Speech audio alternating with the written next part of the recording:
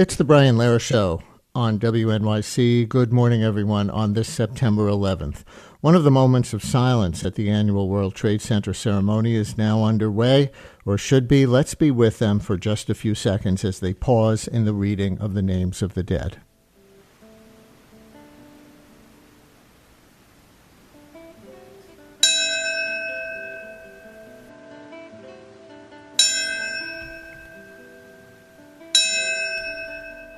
They ring bells for the people lost on that day.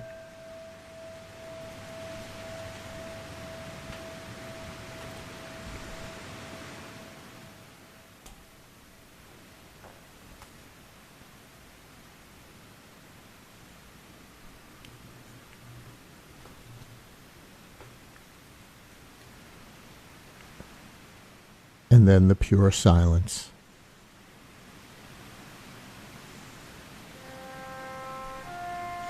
And my grandfather, Richard J. O'Connor. We will always love and miss you.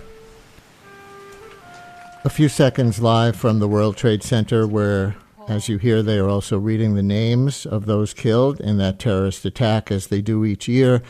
The 9:59 moment of silence is because that's the moment when the South Tower collapsed, claiming so many of the lives lost at the World Trade Center that day. Now, for those of you tuning in expecting the Kamala Harris versus Donald Trump debate to be our lead segment today, we're actually going to devote the last 45 minutes or so of the show to the debate. So that's around 11:15 until noon this morning. We are observing the September 11th anniversary first, as we usually do on this date at this portion of the show, to coincide with the moments of silence and the exact times of the major events of that terrible, fateful day. Later this hour, we'll have our lead Eric Adams reporter, Elizabeth Kim, after our 9/11 conversation and observance. Elizabeth Kim with the dramatic turns taking place in the multiple investigations into the mayor and several of his closest advisors. And then, as I say, around 11:15, debate excerpts and your reactions for the rest of the show until noon. But here in the first half hour, we'll observe the two remaining moments of silence with the people at the World Trade Center as the moments come up at 10:03 and 10:28. 10:03 was the moment when United Airlines Flight 93 crashed in Shanksville, Pennsylvania, after passengers, aware of what had happened already, tried to overwhelm the hijackers who were flying that plane toward Washington, D.C. But the courageous effort of those passengers failed, and everyone on board was killed. That's the reason for the 10:03 moment of silence. And so we don't forget the magnitude of those attacks on people's lives. Here are some stats from a New York Magazine page called 9/11 by the Numbers. The total number of people killed in the attacks in New York was 2,753. Number of firefighters and paramedics killed, 343. Number of NYPD officers, 23. Number of Port Authority police officers, 37. Number of employees lost at Cantor Fitzgerald, the company with offices in the towers that lost the most people, 658 people killed from that one company. Number of people who lost a spouse or partner in the attacks, 1,609. Estimated number of children who lost a parent, 3,051. Let's go back live to the World Trade Center site. They're pausing now or in a second in the reading of the names for that 10:03 Shanksville moment of silence.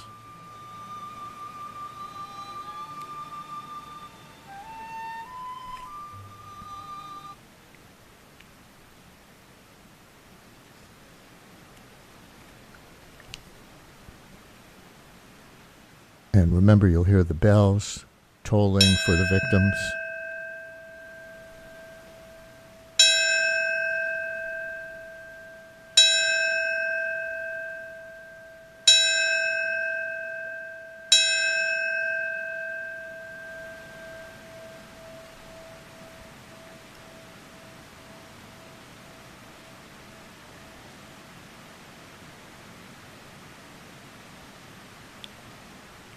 And there's nothing wrong with your radios, just respectful silence.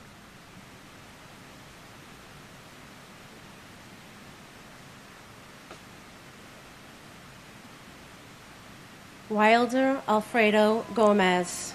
Janine Nicole Gonzalez. And they resume the reading of the names.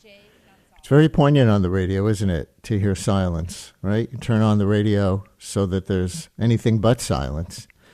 And there was silence appropriate, and we do it every year on 9/11, on the anniversary. Continuing with a few of these numbers, the number of days that fires continued to burn after the attack, 99, says the New York Magazine, New York 9/11 by the numbers page. But related to that, the official September 11th Victims' Compensation Fund site says more than $12 billion have been paid out to more than 56,000 people, those made sick by exposure during those 99 days and maybe beyond, I'm not sure.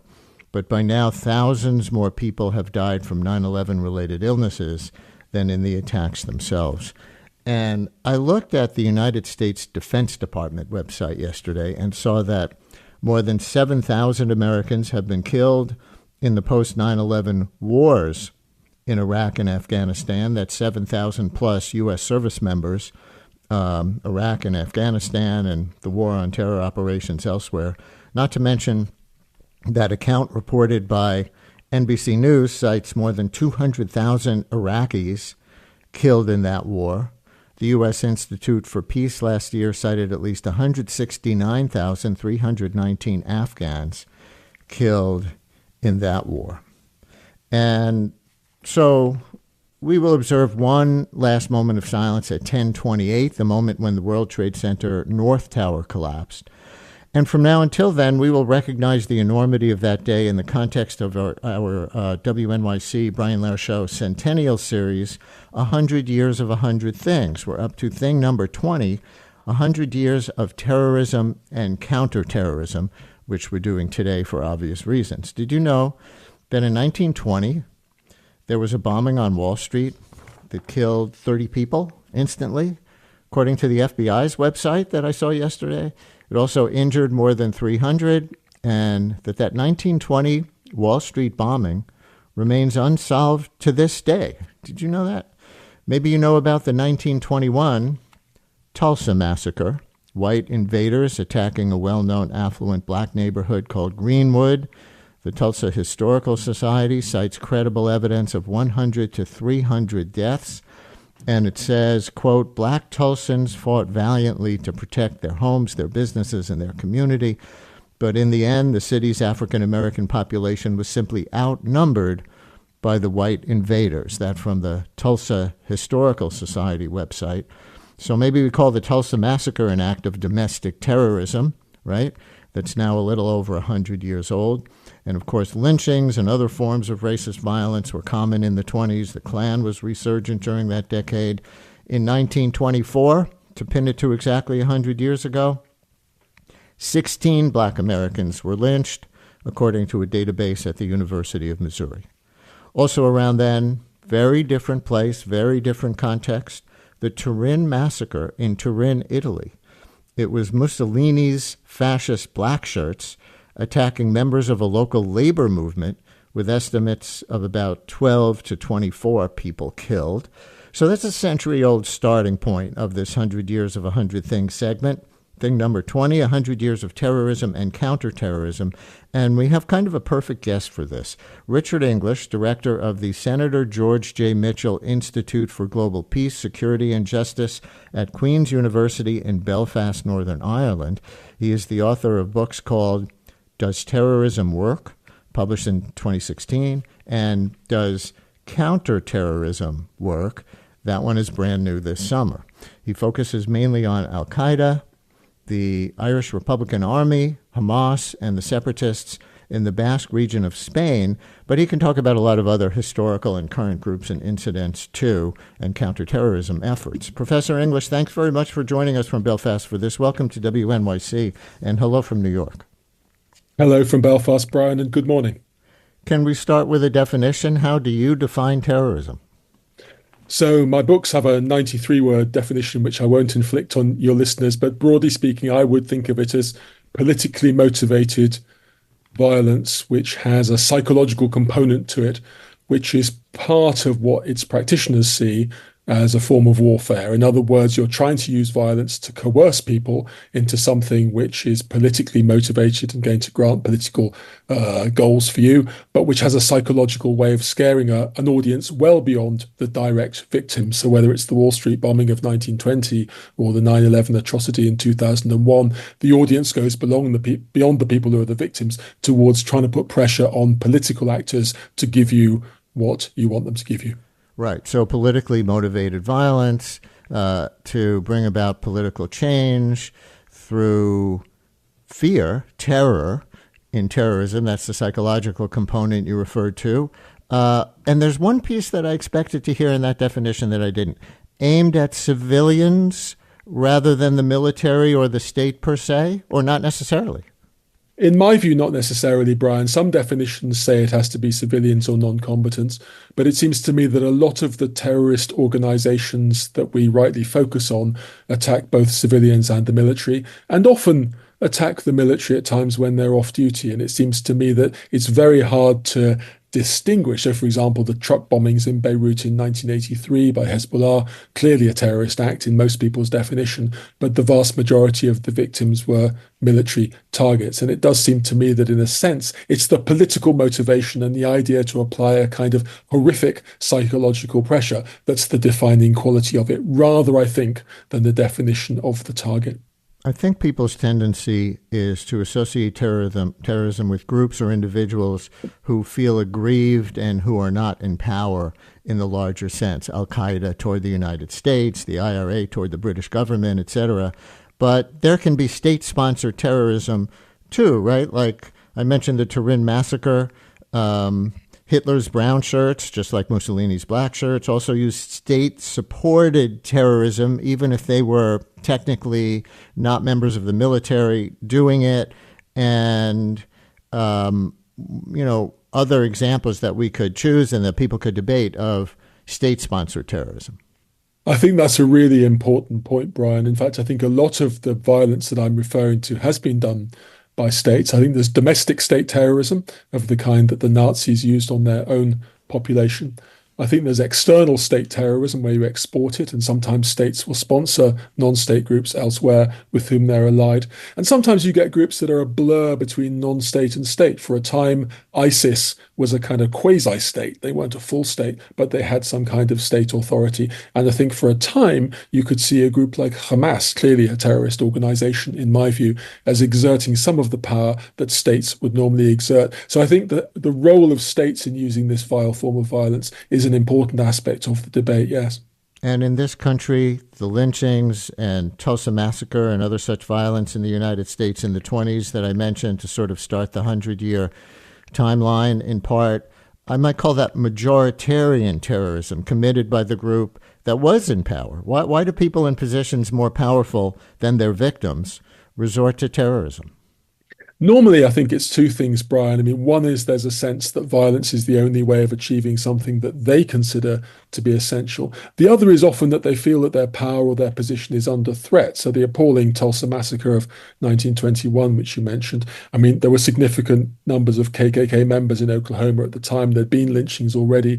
But on that occasion, it was triggered by something where there was a suspicion, as it turned out, I think a false suspicion that a black man had attacked a white woman. And this triggered violence where there were anxieties on the part of the white majority and the people who were in power, which led to the appalling violence that you described. Normally, there's a sense that violence is urgent, that it's essential, and often that there is a need to do something to protect a position of authority or to pursue political change. It can be in either of those directions. And in the US, as in so many countries, there is tragically a very long and diverse history of terrorisms for different motivations from different groups, from left and from right, in different directions, but often something which is a big part of the history of different societies, and something, therefore, which, although terrorist actions make us think about the terrorism happening today, I think taking a long view, as you're doing today, looking back and looking forward by implication about long processes and long dynamics, is a more helpful way of doing it. Well, let's go through some other historical episodes in kind of a timeline fashion, as we often do in these segments. One of the subjects in your books is Israel-Palestine, and your focus is relatively recent. You've already mentioned Hamas. People make allegations about Israel as well in incidents or alleged incidents of state-sponsored terrorism in the contemporary times. But if we go back to the 1930s in this 100-year chronology, it was British Mandate Palestine then, the Brits having been given control after World War I by the victorious Allies. Would it be accurate to say there were terrorist attacks by both Arab and Jewish groups against the Brits because each wanted them out, even though each wanted power for themselves? Yes, and against each other. And indeed, in the 1930s and the 1940s, there was much terrorism in that part of the world, including one of the few examples I think you can cite of non-state terrorism seemingly achieving its central goals. That's quite a rare thing to happen, but I think you could make the case that the Jewish terrorism of the 1930s and the 1940s at the very least accelerated the British withdrawal and therefore the foundation of the State of Israel in the 1940s. Indeed, if we'd been having a conversation in Britain in the 1930s and 1940s, the focus of attention primarily would have been on Jewish terrorism against Britain and against British targets, and that had some horrific episodes such as the 1946 King David Hotel attack in Jerusalem, for example. So in Israel-Palestine, as in so many other parts of the world where conflict is still present today, there are very long and tangled roots to it. And normally, as you suggest, on all sides. In other words, it's not just one side that's carrying out this violence. There tends to be a cyclical and often an escalatory aspect to it, which is part of the reason that so much blood is spilled.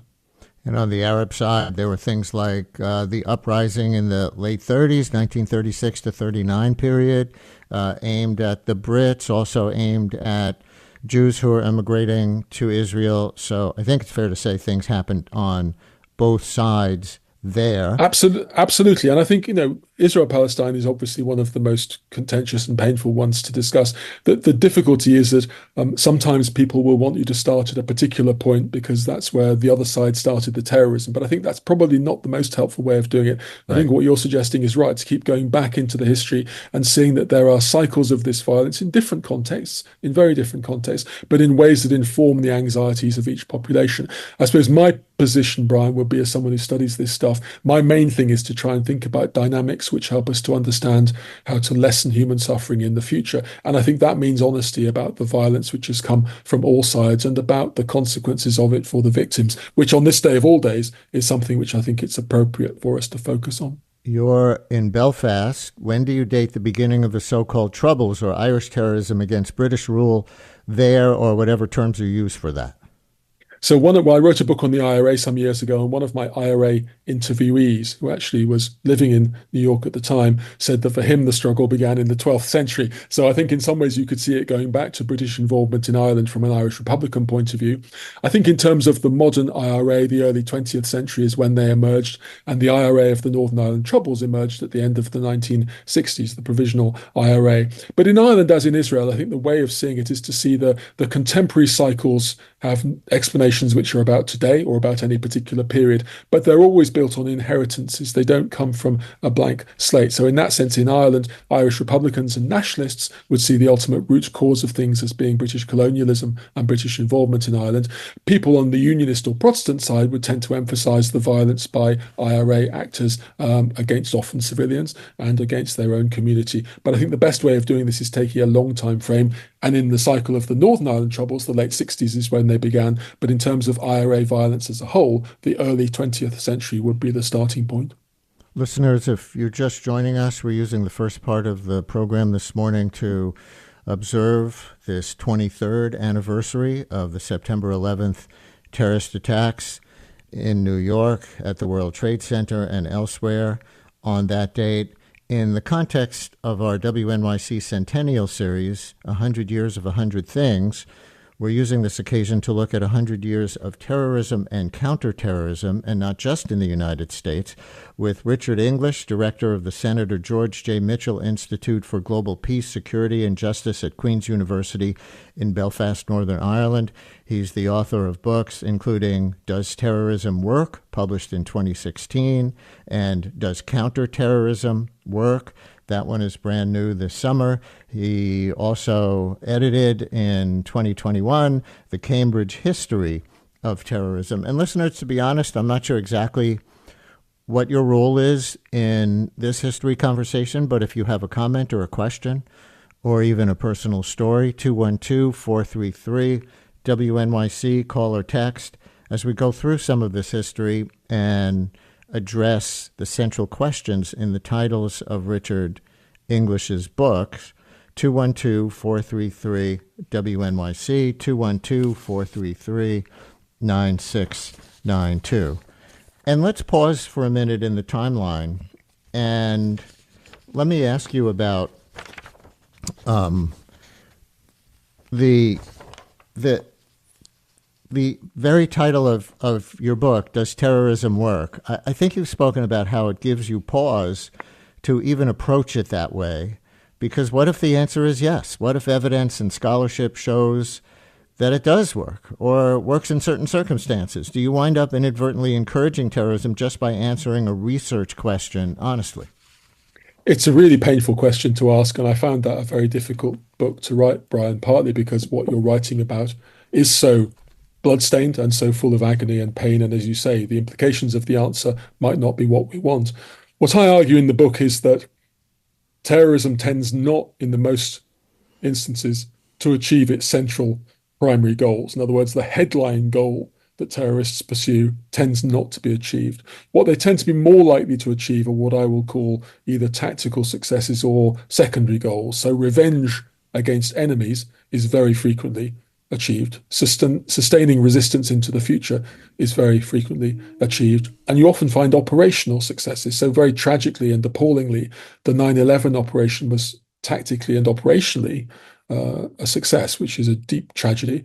But in terms of the strategy of al-Qaeda, in terms of driving American influence out of Muslim countries, in terms of revivifying a certain kind of Islamic faith, it was hopelessly unsuccessful. So sometimes I argue what you find is that you might have tactical successes, you get publicity, or you have an operation that works, you might get revenge against enemies, but the overriding goal of the central strategic purpose tends not to be achieved. Now, to one level, or one extent, that's a comforting answer for us, because it means that terrorism is mostly not going to achieve its central goals.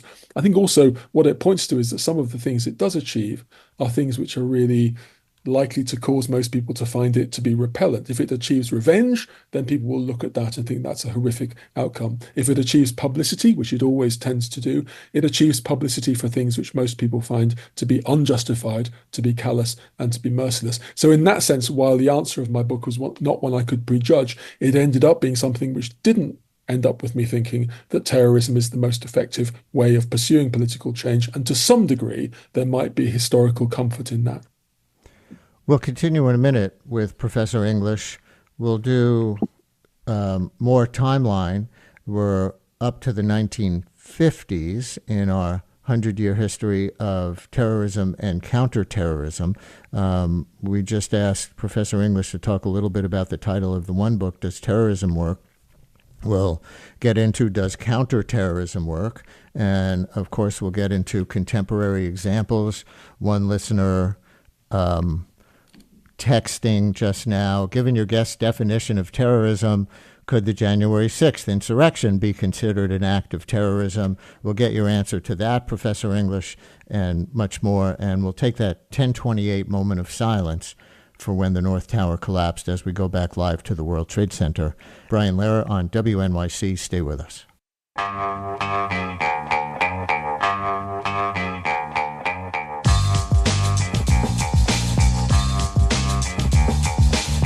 Brian Lehrer on WNYC as we continue in our 100 Years Centennial series with 100 Years of 100 Things, thing number 20, on this 9/11 anniversary, 100 Years of Terrorism and Counterterrorism, with Richard English from Queen's University in Belfast, who's written multiple books on the subject.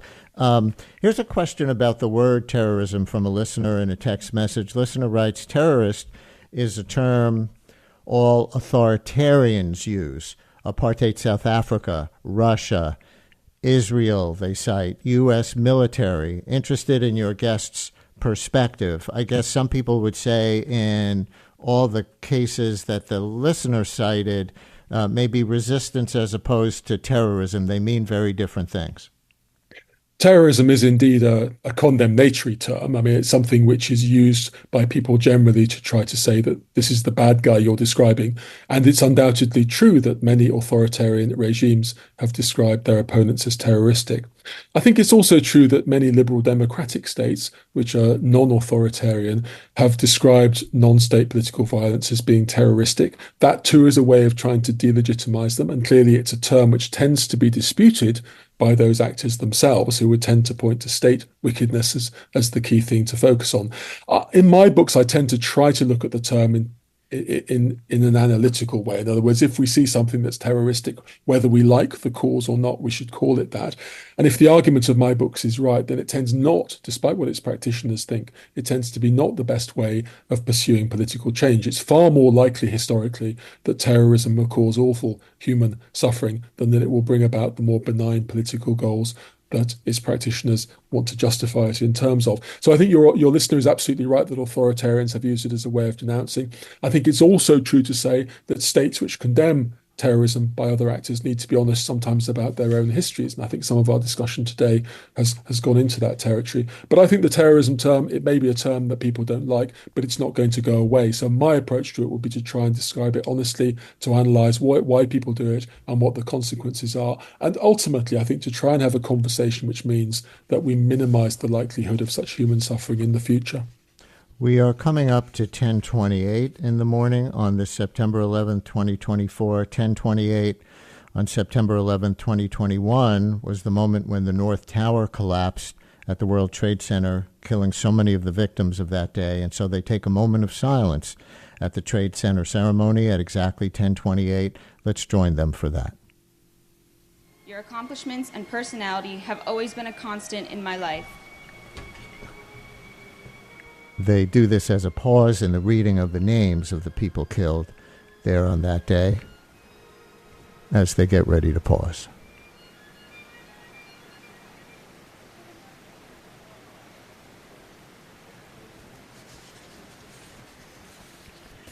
And again, you'll hear the tolling of the bells.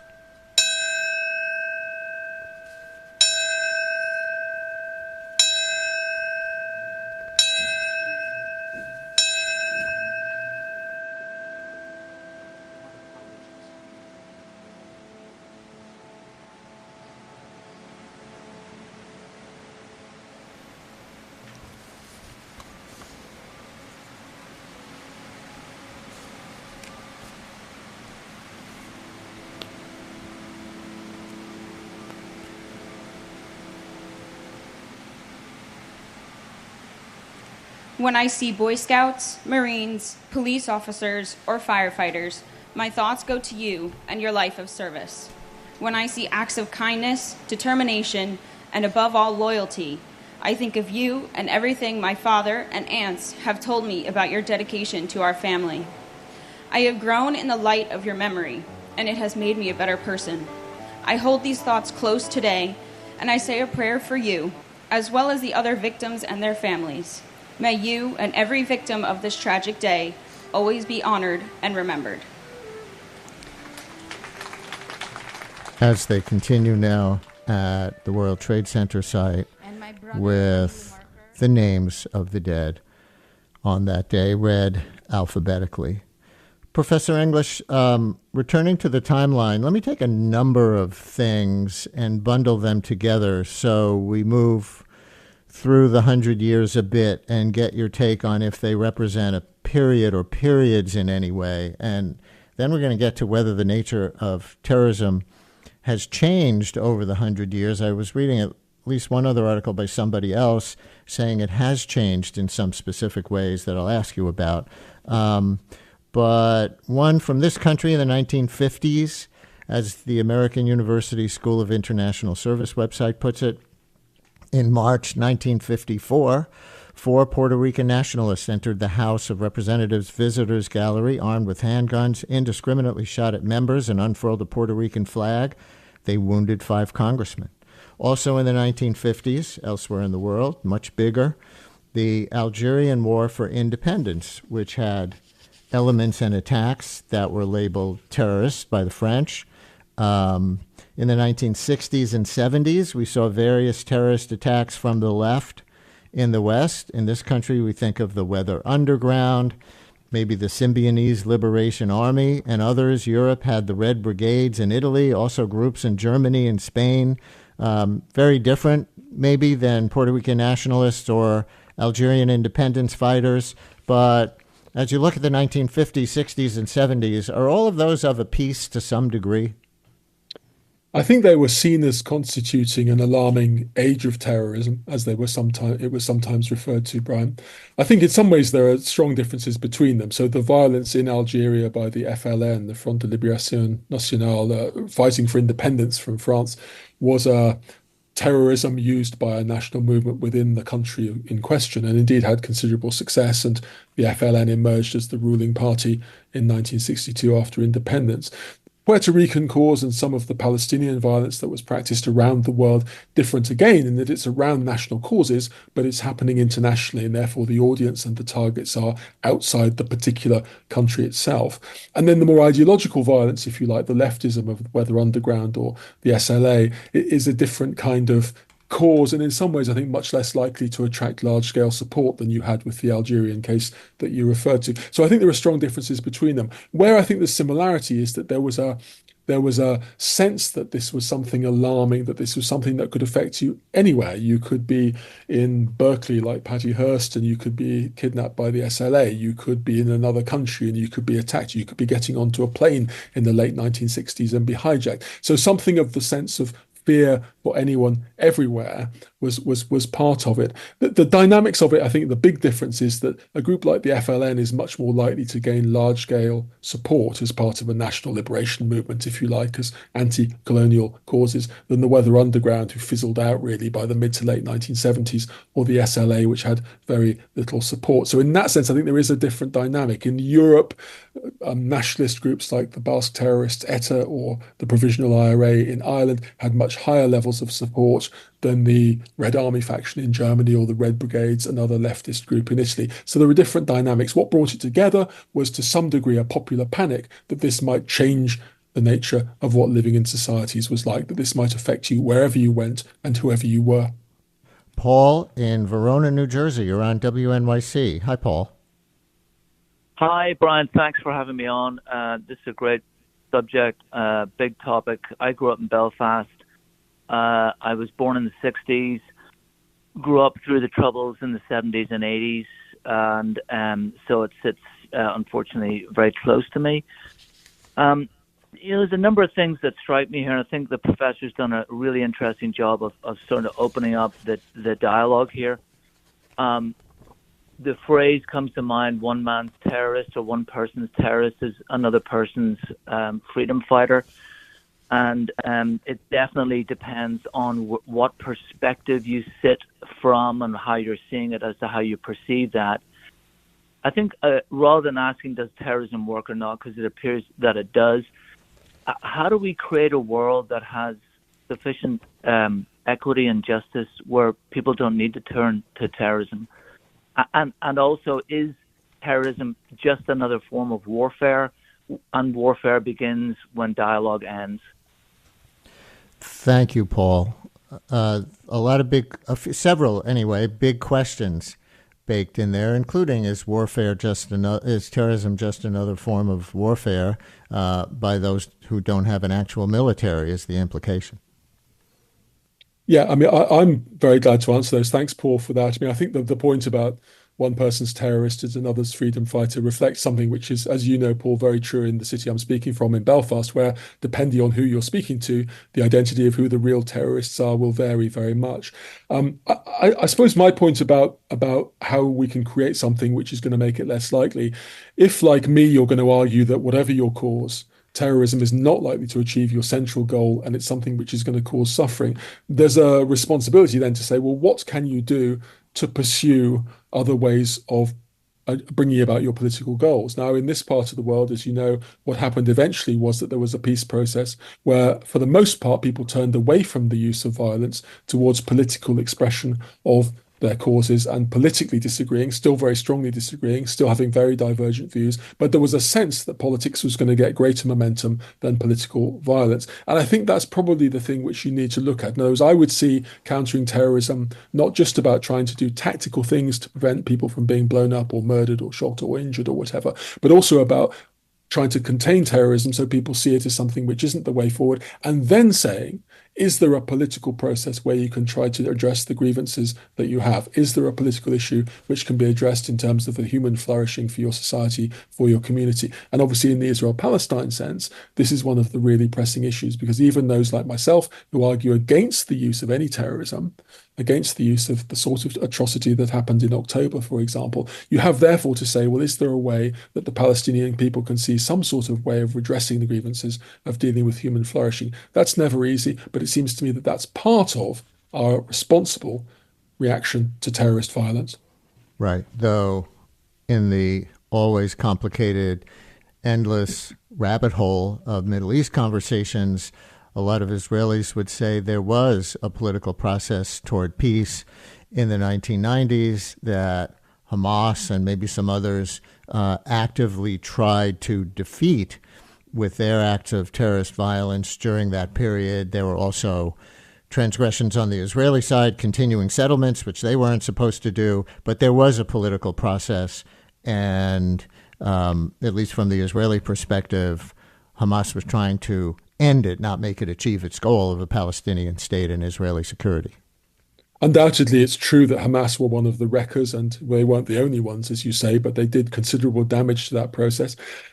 An interesting thing to reflect on is that had we been having this conversation in 1993, when the Israeli-Palestinian process was going well and things were very bloodstained in Belfast and very depressing, the orthodoxy then was peace will happen in Israel-Palestine, but it could never happen in Northern Ireland. Now, the argument tends to be the way around. People tend to say, oh, it was always going to happen in Northern Ireland, can never happen in Israel. My sense is that if you look at the opinions, even into the late 1990s, a majority of Israelis were saying they wanted some form of peace process. And I do think that we need to consider the protection of Israeli citizens, which is absolutely vital, to be something which is part of a wider process of long-term deal. I think otherwise there's a likelihood that you'll get cyclical repetition of violence. Is that seeming likely at the moment? Of course not, because of the atrocities. Is it impossible? I don't think it is. I mean, people did used to say that things were impossible in Northern Ireland, and now they say it was inevitable. And I don't think it's absolutely impossible it could happen in Israel. I think we do need something which approaches the understandable grievances of people on all sides there. It's very difficult because, as you say, you have spoilers on each side. You also need the international community to commit in a very responsible and sustained way, which is very difficult. But I do think it's something which over the next 50 years is going to be vital in that part of the world if the future is going to be brighter than the past. And worth noting in your title that you teach at the Senator George Mitchell School at Queen's University in Belfast. And for people who don't know, that U.S. Senator from Maine is honored there because he brokered the Northern Ireland peace agreement, or did a lot of the brokering anyway. And so Queen's University in Belfast, one of the schools there at which our guest, Professor English, some name for an Irish person, English. And born in Belfast as well, so even more so. Teaches named after George Mitchell. Peter in Princeton, you're on WNYC. Hello, Peter. Hi. Should I turn off something? Yeah, turn off your radio in the background so you don't hear a delay. Give me a second. And we have the delay, folks, so that if you say words we're not allowed to say on the radio, we can press a button and they don't go out. Peter, go ahead. Do you hear me now? Yes. I guess I'm hearing the broadcast or something through. Just listen through your phone. Just listen to your phone. Got it. So I'm calling because while it's really distracting because there's something. Sorry. Let me turn down the volume maybe, and that will help. Do you still hear me? I still hear you. You were breaking up as you started your question. Okay. So let me help with this for time. I think your point is going to be, according to my screener, tell me if this is wrong, that 9/11, the terrorist attacks of 9/11 were extraordinarily successful at transforming the nature of politics within the United States. Is that your main point, Peter?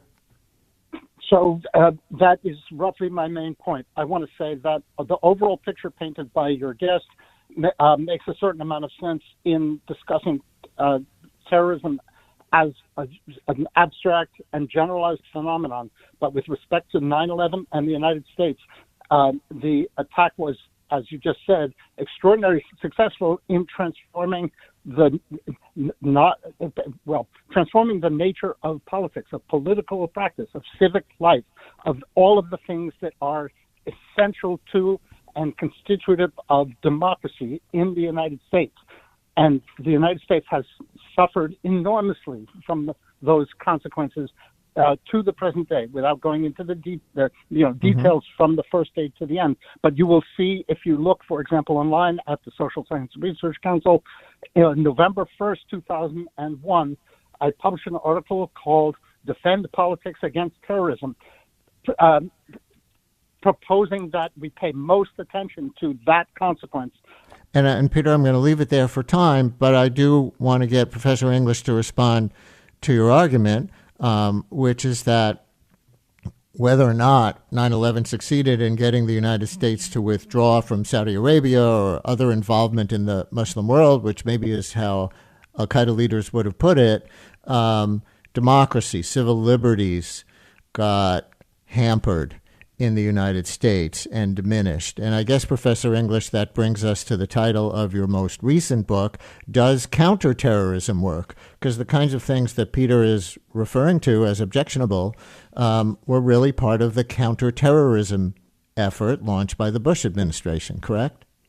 Yes, thank you, Peter, for that point, and thank you, Brian. I mean, in my recent book, I do argue that one of the key things we need to recognize is that how we respond to terrorism changes society far more than the violence itself, and that includes things like, do we preserve the ways of life which are normal? Do we preserve the kinds of liberties that are normal? Do we preserve the ways in which we distinguish ourselves from violent actors in terms of how we treat suspects and so forth?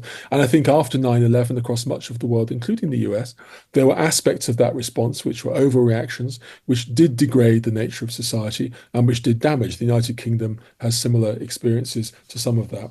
The 2 points I'd make about that, I mean, also true, first, that the main goal of Al-Qaeda wasn't to mean that we undermine civil liberties and liberal democracies. It was something else. And in those things, I think they failed.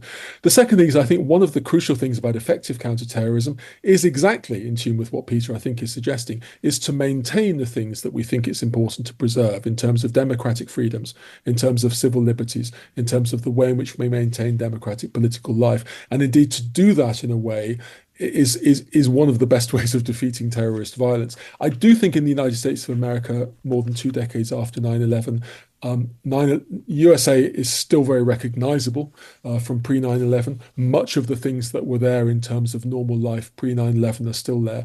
But I think the degradations are a risk. And my argument would be, if I'm right that terrorists are not likely to achieve their central strategic goals, we must not overreact, and we mustn't undermine ourselves as liberal democracies. We mustn't undermine the things that make the precious freedoms of liberal democratic societies part of the way in which we want to live.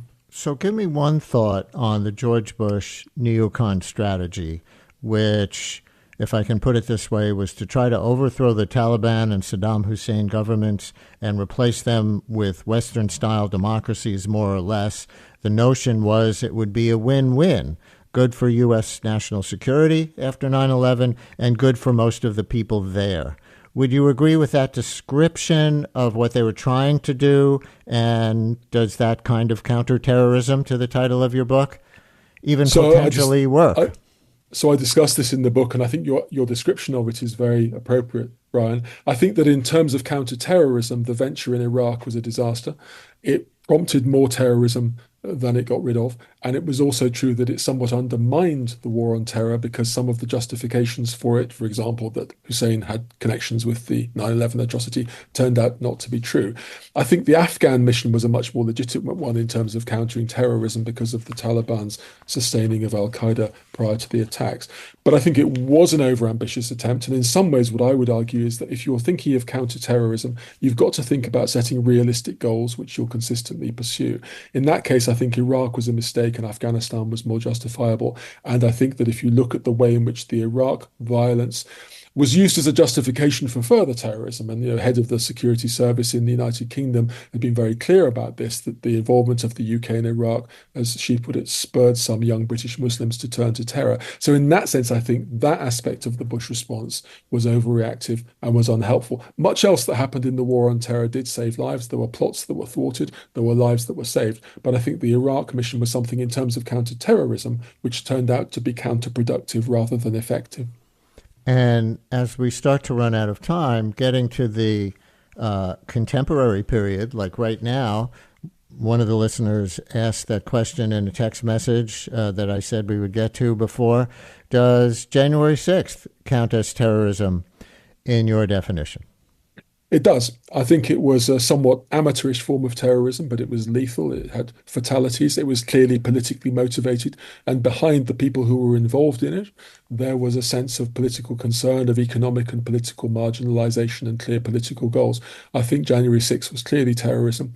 I think this is an absolutely crucial thing for us to discuss as well, Brian, because as we come up to a feverish election period in the United States, one of the things that's absolutely crucial is that the stark divisions of politics that there are in the United States of America are ones which are expressed peacefully rather than violently, and that we therefore are aware of the danger of domestic terrorism being something which is a real threat. Was January 6th terrorism? I think that it was. Is there a threat of increased violence in the United States over coming decades from similar sources? I think that there is. And it's absolutely vital, not just for America, but I think globally, that the USA preserves its peaceful way of doing democratic business. And in that sense, I think January 6th was a warning to everyone. And of course, the FBI in the last few years has been saying, and this even was before January 6th, during the Trump administration, when the FBI declared that right-wing domestic violence is the biggest terrorist threat in the United States today. But there are also others. There was the plot that was reportedly foiled that was going to target Jews in New York City. Around October 7th, there was the assassination attempt on Trump, though we don't really know if that was politically motivated. That guy was reportedly staking out Biden rally sites as well. But it is, multiple from multiple places in the United States. But primarily, according to the FBI in recent years, the threat is from the right. Just comment on something I read on a website called Digital History that says over the 100 years, as we finish our 100-year frame here, over the 100 years, terrorism has changed, at least in that it has moved more from a group activity to an individual activity. I'm curious if you agree with that at all.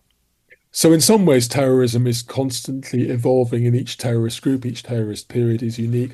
But on the other hand, I think there are lots of continuities too. So you started out the discussion with the talk about the Wall Street bombing, which appears likely to have been carried out by anarchists, though we're not certain. Late 19th, early 20th. 1920, yeah. 1920, yeah. Late 19th, early 20th century anarchism, including the 1920 Wall Street bombing.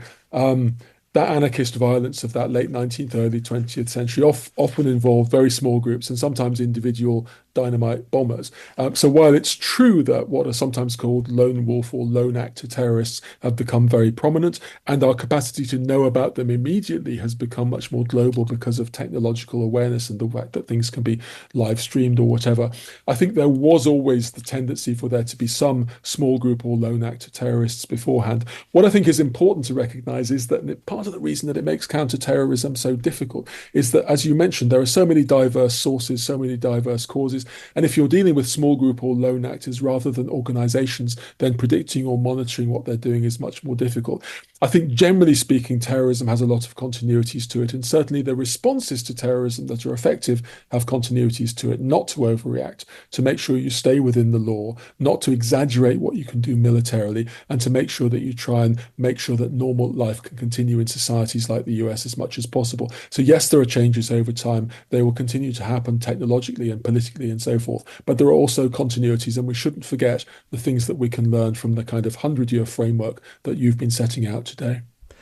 And so, listeners, that's the 9/11 edition of our centennial series, 100 Years of 100 Things, 100 Years of Terrorism and Counter-Terrorism. We thank our guest, Richard English from Queen's University in Belfast, author of Does Terrorism Work? And the recently released Does Counter-Terrorism Work? Thank you so much.